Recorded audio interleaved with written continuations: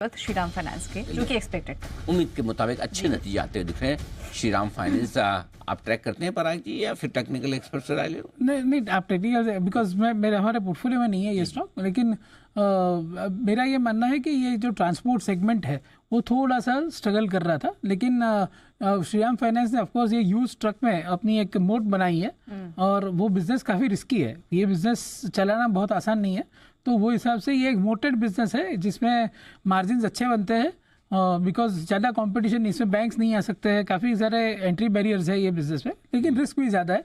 तो बेसिकली ऐसे माहौल में जब इकोनॉमी इतनी अच्छी नहीं कर रही, हमने ये सोचा कि थोड़ा सा इकोनॉमी माहौल ठीक हो जाए फिर ये स्टॉक्स लेते हैं, जैसे एयू है या श्रीराम फाइनेंस है।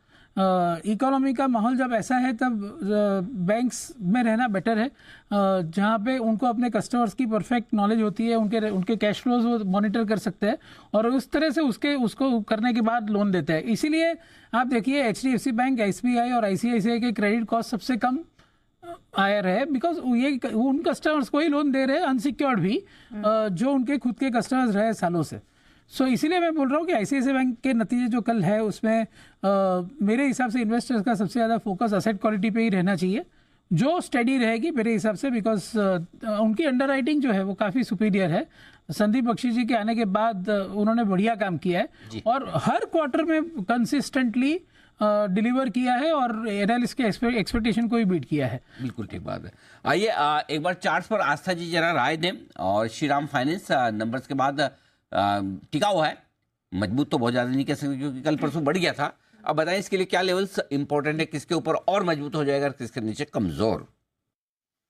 जी 550 का लेवल काफी इंपॉर्टेंट है। अगर उसके ऊपर का क्लोज दे देता है, क्योंकि जस्ट रिजल्ट्स आए हैं, तो अगर उसके ऊपर क्लोज आता है तो एक अच्छा बाइंग का ये कैंडिडेट हो सकता है। तो अभी इसको खरीदने में जल्दबाजी नहीं करनी चाहिए, लेकिन लिया हुआ है वो बिल्कुल होल्ड करेंगे 490 के स्टॉप लॉस के साथ। नई खरीदारी 550 के ऊपर ही बनती है और उसमें फिर जो टारगेट्स देखने को मिलेंगे वो तकरीबन 600 से 610 के रहेंगे मीडियम टर्म में। ओके, तो ये है आपके लिए श्रीराम फाइनेंस पर आए आस्था जी की तरफ से।